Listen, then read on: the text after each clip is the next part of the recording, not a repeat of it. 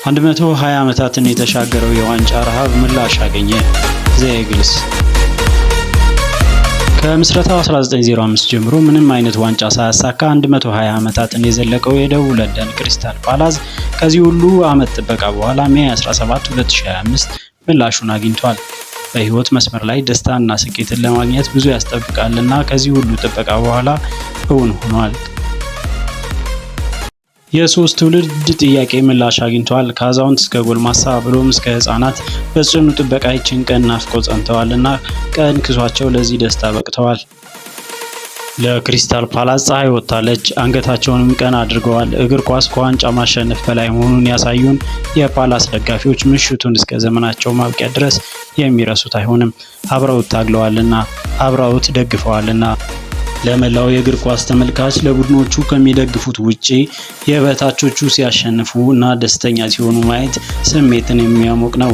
ከሀብታሞች ጋር ተፎካክሮ የበታቹ ሲያሸንፍ ለሁሉም በህይወት ውጣ ውረድ ውስጥ ላለ ሰው ብርታት የሚሆን ነው።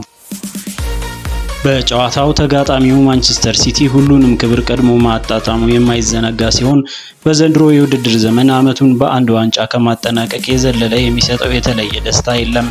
ምክንያቱም የእግር ኳስ ዓለምን ታላላቅ ክብሮችን አሳክተዋልና። በተቃራኒው ዋንጫው የበለጠ ክብር ወደሚያገኝበት ቦታ አምርቷል። ይህንንም ህልም እውን ያደረጉት ኦስትሪያዊው የ50 ዓመቱ ኦሊቨር ግላስነር በአሰልጣኝነት ዘመናቸው በሀገራቸው ክለቦች ኤስቪ ሬድ እና ላስክ ብሎም በጀርመን ወልስበርግ እና ፍራንክፎርት ያሰለጠኑ ሲሆን የአውሮፓ ሊግን ከፍራንክፎርት ጋር ያነሱ ሲሆን በፌብሩዋሪ 2024 ፓላስን በያዙ ጊዜ የዚህ ህልም መፍቻ ይሆናሉ ብሎ የጠበቀ የለም። ቡድኑን ከተረከቡበት ወቅት አንስቶ ጠንካራና ተፎካካሪ ቡድን የሰሩ ሲሆን በመከላከልም ሆነ በማጥቃት ጥሩ ታክቲሽያን ናቸው። በዛሬው አሸናፊ በሆኑበት ጨዋታ በአመቱ ድንቅ አቋሙን ያሳየውን ቡድናቸውን በፔፕ የሚመራውን ሲቲ በጠንካራ አቋም 1-0 አሸንፈዋል። 110 ደቂቃ በዘለቀው ጨዋታ ከበረኛው ዲን ሄንደርሰን እስከ አጥቂው ጄፒ ማቴታ ድንቅ የነበሩ ሲሆን የማሸነፊያውን ጎል በ16ኛው ደቂቃ ኤምሪች ኤዜ አስቆጥሯል። እንግሊዛዊው የ26 ዓመት ኢንተርናሽናል በውድድር ዓመቱ ድንቅ ዓመትን ያሳለፈ ሲሆን በዳንኤል ሙኒዝ የተላከለትን ኳስ ወደ ግብነት ቀይሯል። በጨዋታው ላይ ከ79% በላይ የኳስ ቁጥጥር የነበረው ማንቸስተር ሲቲ ከ12 በላይ የግብ ሙከራን ማድረግ ቢችልም ጨዋታውን ማሸነፍ አልቻለም። በሃላንድ፣ ማርሙሽ፣ ዶኩ እና ሳቪኒዮን በአጥቂነት ያጣመረው የፔፕ ጋርዲዮላው ቡድን በአማካኝ ስፍራ ላይ በርናንዶ ሲልቫን ከኬቨን ደብሮይነ ያጣመረው ሲቲ የተሻለ የኳስ ቁጥጥር ቢያሳይም የአዳም ዋርተን እና ዳይሺ ካማዳን ማንበርከክ አልቻለም። በዳንኤል ሙኒዝ እና ታይሪክ ሚሼል የተመራው የክንፍ መስመር ሙኒዝ አንድ አሲስት ሲያደርግ ሚሼል በቦታው ጠንካራ ነበር። ሙኒዝ በ60ኛው ደቂቃ ግብ ማስቆጠር ቢችልም በቫር እይታ ኳሱ ሳይጸድቅ ቀርቷል።